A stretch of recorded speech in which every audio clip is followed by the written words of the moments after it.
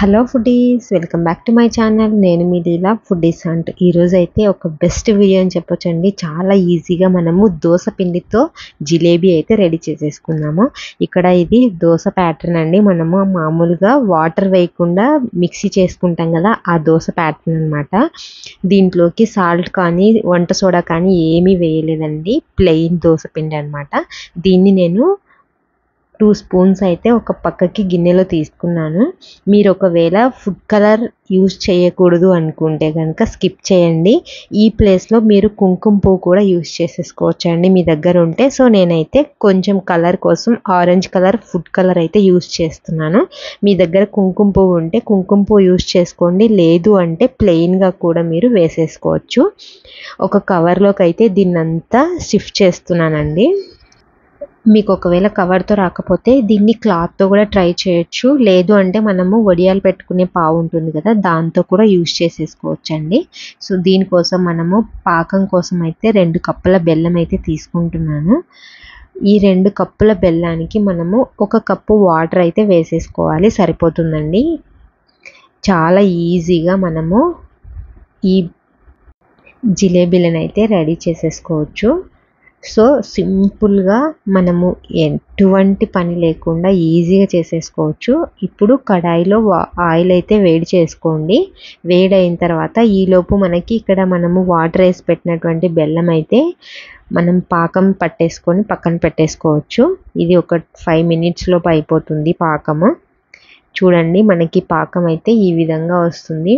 ఎలా ఉంటుంది అంటే మనము స్పూన్తో అంటి చూసినప్పుడు మరీ తీగ పాకం కాకుండా జస్ట్ నార్మల్ పాకం వచ్చిందంటే సరిపోతుంది. దాన్ని స్టవ్ ఆఫ్ చేసేసుకొని ఒక కవర్కి చిన్న హోల్ పెట్టేసుకొని మనము ఈ దోస ప్యాటర్న్తో మనము జిలేబీ చుట్టలను అయితే నూనెలో వేయించుకోవాలండి.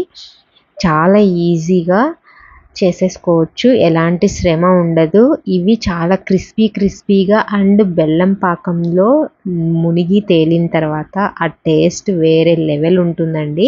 తప్పకుండా మీరు ఈ వీడియోలో చూసి ట్రై చేయండి. నాకైతే చాలా బాగా టేస్ట్ అనిపించాయి. మనం మైదా పిండితో చేసుకునే జిలేబీ కంటే కూడా ఈ జిలేబీ చాలా బాగుందన్నమాట. సో తప్పకుండా ట్రై చేయండి.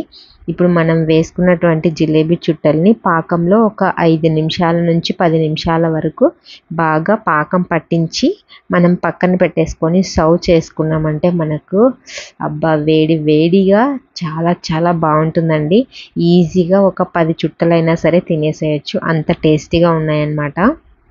సో మీరు చూస్తున్నారు కదా, చూస్తుంటేనే కలర్ కూడా ఎంత బాగున్నాయో, టేస్ట్ కూడా అంతకు డబల్ ఉందన్నమాట. తప్పకుండా ఈ వీడియో మీరు ఇంట్లో ట్రై చేయండి. మనకి ఎలాంటి శ్రమ లేకుండా అయిపోతుందండి. దోశ ప్యాటర్న్ మన ఇంట్లో ఉంది అంటే అయిపోయిందనమాట. మనకు వేడిగా జిలేబీలు అయితే రెడీ. ఇక్కడ ఫుడ్ కలర్ లేకుండా నేను ఒక ప్లేట్ వేసాను. అందరికీ ఫుడ్ కలర్ నచ్చదు కదా, సో అందుకని చెప్పేసి అవి కొన్ని ఇవి కొన్ని నేను ట్రై చేశానండి. తప్పకుండా మీరు కూడా ఇంట్లో ట్రై చేసి ఎలా వచ్చాయో నాకు ఫీడ్బ్యాక్ చేయండి. ఖచ్చితంగా కామెంట్ సెక్షన్లో అయితే రిప్లై ఇస్తాను. సో ఈ వీడియో మీకు యూస్ఫుల్ అయ్యిందని అనుకుంటున్నాను. నచ్చితే లైక్ చేయండి, షేర్ చేయండి. Thank you so much for watching.